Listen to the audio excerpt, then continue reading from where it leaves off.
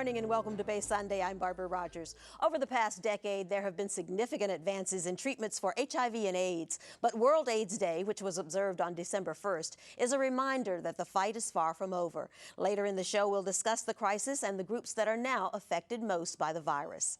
If you're a parent of school-age children, you don't want to miss our discussion on higher education and information about college scholarships. But first, we begin with music and two rising stars in the entertainment world. Miko is making her mark on the country music scene.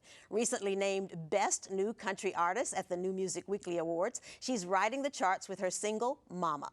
And Nia Jade is receiving critical acclaim for her debut album, My Denial. Critics have compared her to greats like Tina Turner and Tracy Chapman, and VH1.com describes her as a superb new songstress. And thank you both for being here today. It's really exciting to see new performers coming onto the scene and getting such good attention. We all are kind of getting caught up these days in the American Idol syndrome, which makes it look as though anybody can walk onto the stage and become sort of, quote unquote, an overnight success.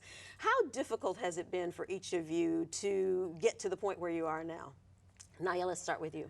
It's definitely a journey, and it's one of those things where every day is a new, process and meeting people that believe in your music, and yeah. Does it take a lucky break, Miko, or is it just the hard work? It's just the For me, being a country music singer-songwriter, I am truly dedicated to the work, so it's an uphill battle, but it's one I'm willing to climb.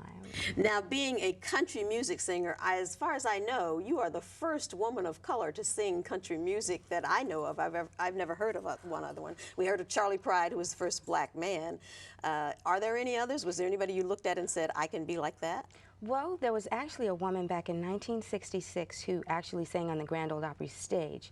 I can't recall her name right now, but she was the first, but there hasn't been any since. Well, you're breaking new ground. We're going to take a look at a clip from each of your work, and then we'll talk more about your careers. Let's start with you, Nia. I think Miko, yours is first. We're going to see Mama is the song we're going to see a clip from. Tell us a little bit about that song and how it came about.